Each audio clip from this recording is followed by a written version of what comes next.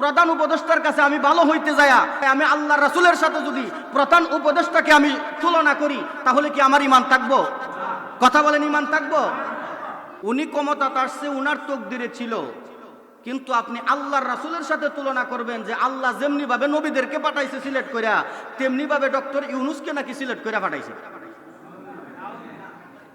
আমি গ্যারান্টি দিয়ে বলতে পারি, আপনার ইতিহাস সাক্ষী আছে, আজও পর্যন্ত কোনো সুন্নি আলেমরা কাউকে তেল মারার জন্য হোক, তেল না মারার জন্য হোক, যে কোনোভাবেই হোক, রাসূলের শানে গুস্তাকি তারা সহ্য করতে পারে না।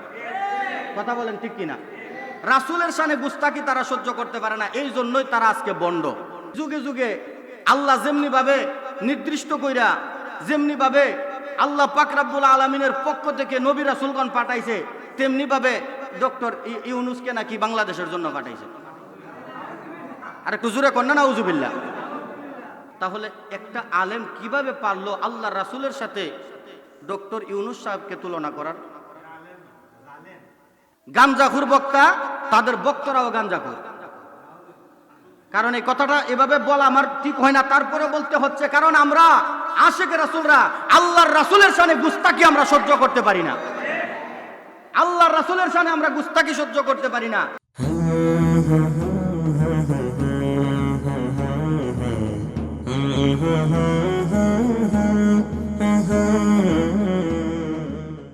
তবে খুব দুঃখের বিষয়, আমাদের আলেম সমাজের মধ্যে কিছু আছে আপনার তেল মারুন্না আলেম। কি মারুন্না আলেম? একটু কথা বলেন, কি মারুন্না আলেম? তেল মারুন্না। ওই যে একটা কথা আছে না, জেমেদা সৌরাফা তেমেদা নলা ধরে। কথা বলেন না, আছে না? আছে না? নেই? জেমেদা সৌরাফা তেমেদা নলা ধরে, এরকম কিছু আলেম আছে। আরে তেল মারার তো একটা সিস্টেম আছে, একটা আপনার তেল মারার তো একটা লিমিট আছে। লিমিট ছাড়া তেল মারা শুরু করছে। তেল মারতে মারতে আল্লাহর রাসূলের সাথে নিয়ে মানুষরে তুলনা করতেছে। নাউজুবিল্লাহ কইতেন না? আল্লাহর রাসূলের সাথে নিয়ে মানুষকে তুলনা করে, কেমন তেল মারুন না মৌলবী, নাম না বললেই নয়। আবার তাদের আবার ফলোয়ার আছে, তাদের আবার ভক্ত আছে। চিন্তা করেন তাদের ভক্ত কেমন হয়। তাদের ভক্ত ওইরকম ভক্ত, মানে তারা যেরকম পাগল গাঞ্জাখুর বক্তা, তাদের ভক্তরাও গাঞ্জাখুর। কারণ এই কথাটা এভাবে বলা আমার ঠিক হয় না, তারপরে বলতে হচ্ছে, কারণ আমরা আশিকে রাসূলরা আল্লাহর রাসূলের শানে গুস্তাকি আমরা সহ্য করতে পারি না। আল্লাহর রাসূলের শানে আমরা গুস্তাকি সহ্য করতে পারি না। ডক্টর ইউনূস সাহেব, উনি আমাদের বাংলাদেশের এখন প্রধান উপদেষ্টা। কথা বলেন ঠিক কিনা? ওই প্রধান উপদেষ্টার কাছে আমি ভালো হইতে যায়া, প্রধান উপদেষ্টাকে তেল মারতে যাই, আমি আল্লাহর রাসূলের সাথে যদি প্রধান উপদেষ্টাকে আমি তুলনা করি, তাহলে কি আমার ঈমান থাকবো? কথা বলেন, ঈমান থাকবো?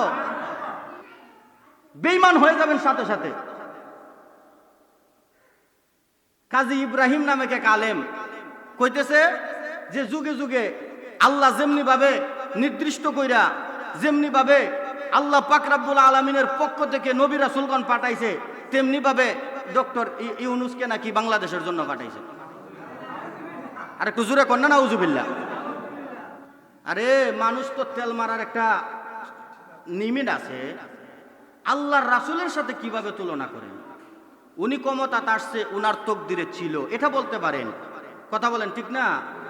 উনি ক্ষমতা তার চেয়ে উনার তকদিরে ছিল, কিন্তু আপনি আল্লাহর রাসূলের সাথে তুলনা করবেন যে আল্লাহ যেমনি ভাবে নবীদেরকে পাঠাইছে সিলেক্ট কইরা, তেমনি ভাবে ডক্টর ইউনূসকে নাকি সিলেক্ট কইরা পাঠাইছে।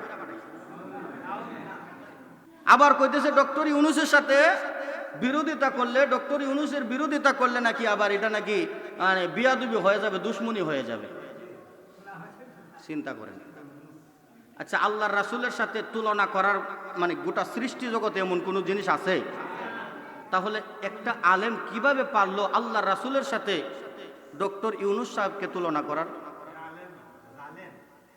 দেখবেন, আমি গ্যারান্টি দিয়ে বলতে পারি, আপনার ইতিহাস সাক্ষী আছে, আজও পর্যন্ত কোনো সুন্নি আলেমরা কাউকে তেল মারার জন্য হোক, তেল না মারার জন্য হোক, যে কোনোভাবেই হোক, রাসূলের শানে গুস্তাকি তারা সহ্য করতে পারে না। কথা বলেন ঠিক কিনা? রাসূলের শানে গুস্তাকি তারা সহ্য করতে পারে না, এই জন্যই তারা আজকে বন্ড। কথা কয় না? রাসূলের শানে গুস্তাকি তারা সহ্য করতে পারে না, এই জন্যই আজকে বন্ড। দেখেন এই সম্পর্কে যখন আমরা বক্তব্য দেই, অনেক আলেম ওলামারা এই সম্পর্কে বক্তব্য দিছে যে এই মৌলবী কেন রাসূলের সাথে তুলনা করলো ডক্টর ইউনূসকে। এই বইলা যখন বক্তব্য দিছে, তার যে ডক্টর ইউনূস সাহেবকে যারা সাপোর্ট করে, আমরাও তো করি, আমরা যে করি না তা না, আমাদের দেশের যেহেতু প্রধান উপদেষ্টা আমরা করতে হবে, কথা বলেন ঠিক না? আমাদের করুক, উনি দেশের ক্ষমতায় আছে, এখন ওনাকে সাপোর্ট করতে হবে। যে দেশের ক্ষমতায় আসবে উনি যেন দেশের ভালো করে, এই জন্য ওনাদেরকে আমরা সাপোর্ট করতে হবে, কথা বলেন ঠিক না? বিরোধিতা করার কোনো সাইট নাই, কিন্তু বিরোধিতা করতে আপনি ওনার পক্ষ ধরতে যায় আল্লাহ রাসূলের সম্পর্কে তো আপনি গুস্তাকি করতে পারেন না, কথা বলেন ঠিক না? আল্লাহ রাসূলের সম্পর্কে তো আপনি গুস্তাকি করতে পারেন না, আল্লাহর সম্পর্কে তো বিয়াদবি করতে পারেন না। নবীর মতো নাকি তারে পাঠাইছে বাংলাদেশের জন্য, নাউজুবিল্লাহি মিন যালিক। আল্লাহ পাক রব্বুল আলামিন এগুলা আলেম থেকে যেন আল্লাহ হেফাজত করে, সকলে বলেন আমিন। যখন তার বিরুদ্ধে যখন আলেম ওলামারা বক্তব্য দিছে, তার কিছু বক্তারা আছে যারা এই বক্তব্যের বিরোধিতা বক্তব্য দিতেছে, তাদেরকে গালমন্দ করতেছে, তাদেরকে উল্টা গালমন্দ করতেছে। তারা নাকি ওই আপনার কি কয় সুন্নি লীগ, আওয়ামী লীগ, এভাবে কাটক্য করা হয়। ছি, আল্লাহর রাসূলের শানে গুস্তাকি। আমি যদি এটার বিরোধিতা করি, তুমি মুসলমান হয়ে থাকলে, আল্লাহর নবীর উম্মত হয়ে থাকলে তোমার চিন্তা করার দরকার ছিল, উনি তো রাসূলের সম্পর্কে কথা কইতেছে, উনি তো সাধারণ কোনো মানুষকে নিয়ে কথা কইতেছে না, কোনো দল নিয়ে কথা কইতেছে না, কথা বলেন না ঠিক কিনা? আল্লাহ পাক রব্বুল আলামিন এগুলা থেকে যেন আপনি আমাকে হেফাজত করে, এই গুস্তাকি আল্লাহ সহ্য করবে না। দেখেন যুগে যুগে যারা এই গুস্তাকিগুলা করছে, তারা কারো কিন্তু চিহ্ন পর্যন্ত নাই, তারা যে মারা গেছে তাদের কবর কোথায় আছে আজও পর্যন্ত কোনো মানুষ জানে না, কথা বলেন ঠিক কিনা? তবে মনে রাখবেন, আশিকে রাসূল আল্লাহর নবীর গোলামেরা যারা মারা গেছে, তাদের কবরের মধ্যে লক্ষ লক্ষ মানুষ যাইতেছে, জিয়ারত করতেছে, দোয়া করতেছে, কথা বলেন ঠিক কিনা?